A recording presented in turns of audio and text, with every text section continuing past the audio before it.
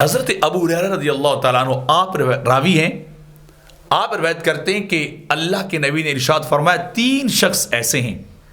کہ یوم قیامت اللہ رب العزت نہ تو نگاہ رحمت سے ان کی طرف دیکھے گا، اللہ ان پہ رحمت کی نظر نہیں فرمائے گا، نہ اللہ ان کی طرف متوجہ ہوگا، بلکہ کیا ہوگا، اللہ انہیں دردناک عذاب کے اندر مبتلا کر دے گا۔ انتہائی سخت اور تکلیف دہ عذاب کے اندر وہ شخص مبتلا کر دی جائیں گے۔ وہ 3 آدمی جو قیامت کے دن اللہ کی رحمت سے، اللہ کے فضل، اللہ کے کرم سے وہ محروم رہ جائیں گے۔ تو صحابہ نے پوچھا حضور وہ کون سے لوگ ہیں جن پہ اللہ نظر رحمت نہیں فرمائے گا بلکہ عذاب کے اندر مبتلا کرے گا؟ تو آقا علیہ الصلوۃ والسلام نے فرمایا پہلا وہ بوڑھا زانی ہے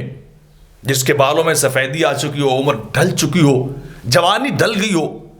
زندگی کا آخری پہر چل رہا ہو، لیکن وہ پھر بھی زنا کرتا ہو، بدکاریاں کرتا ہو، غیر محرموں کا شائق ہو، عورتوں کے پیچھے دوڑنے والا بوڑھا زانی، وہ کبھی اللہ کی رحمت کا حقدار نہیں ہوگا۔ اور دوسرا میرے آقا علیہ الصلوۃ والسلام نے ارشاد فرمایا کہ وہ جھوٹا بادشاہ، وہ حکمران جو بات بات پہ جھوٹ بولتا ہو، جو بات بات پہ دروغ گوئی کرتا ہو، کذب بیانی کرتا ہو، جھوٹا بادشاہ، وہ بھی اللہ کی رحمت سے محروم ہو جائے گا۔ اور تیسرا میرے آقا فرماتے ہیں کہ وہ تکبر کرنے والا فقیر،